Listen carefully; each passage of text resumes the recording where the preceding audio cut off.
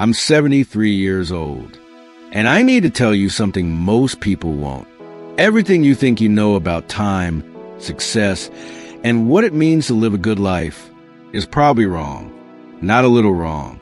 Completely wrong. And the painful part is this. No one warned you. Not your parents. Not your teachers. Not society. Either they didn't know, or they were too busy chasing the same illusions themselves. I know, because I spent most of my life believing them. For over 5 decades, I was convinced I understood how life worked. I thought I was doing everything right. I followed the rules. I worked hard. I delayed joy. I told myself I'd live later. And it took me 52 years to realize I was wrong.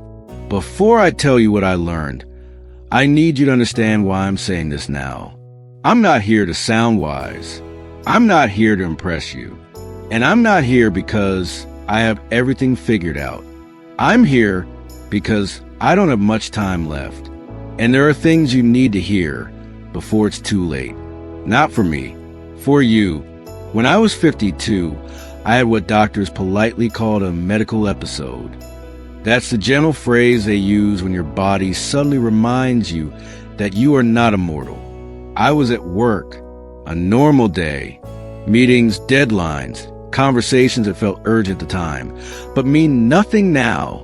I remember feeling dizzy. The room started to blur. Then everything went dark.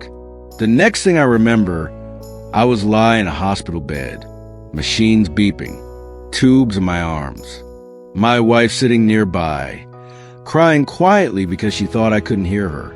The doctor came in and said, "You're lucky." Lucky. I had just come face to face with my own death. And they called it luck.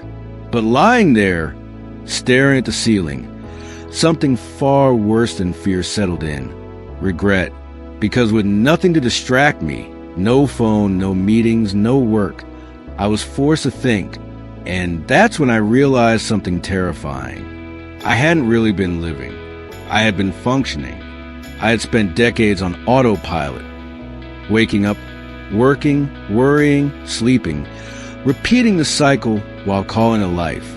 I had chased what everyone told me to chase. Money, status, security, approval. And suddenly I asked myself a question I had avoided my entire life. If I died today, what would I have truly lived for? A house? A job title?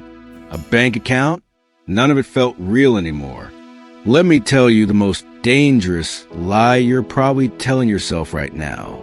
I have time. I said it for decades. I'll travel later. I'll rest later. I'll fix that relationship later. I'll do what I love when things calm down. I see young people today saying the same things I once said. When I make more money, then I'll slow down.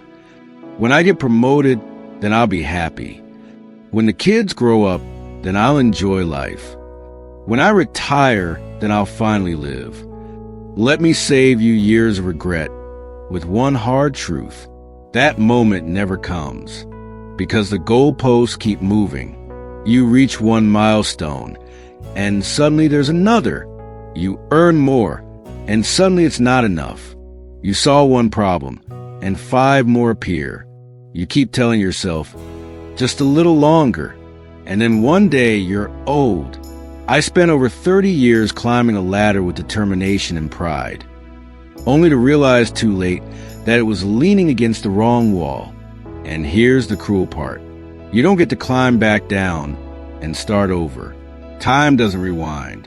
It only moves forward, quietly, relentlessly. No one tells you this when you're young. Success is a terrible destination. I say that as someone who reached it.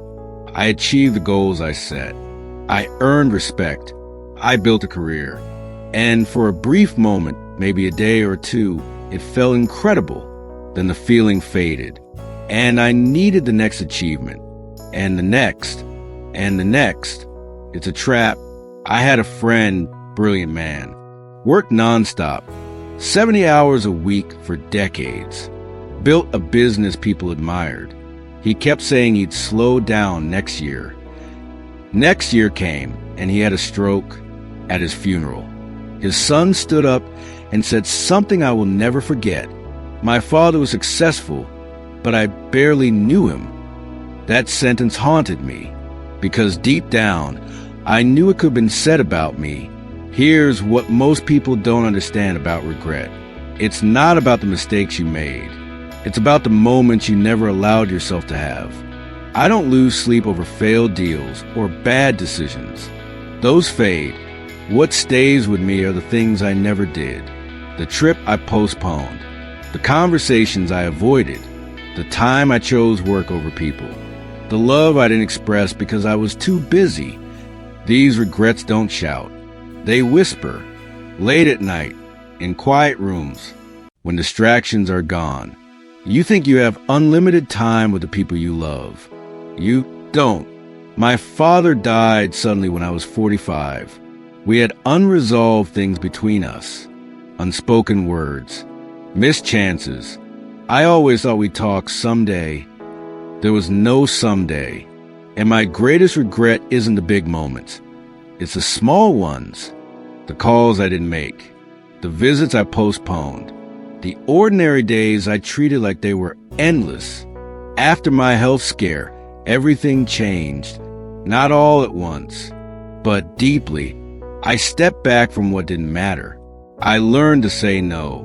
I stopped living for applause. And in the years since, I've learned more about life than I did in the first 52 years combined. What matters is painfully simple. Time with people you love. Work that feels meaningful, not impressive. Experiences, not possessions. Presence, not productivity. When I was younger, I would have dismissed this as sentimental nonsense.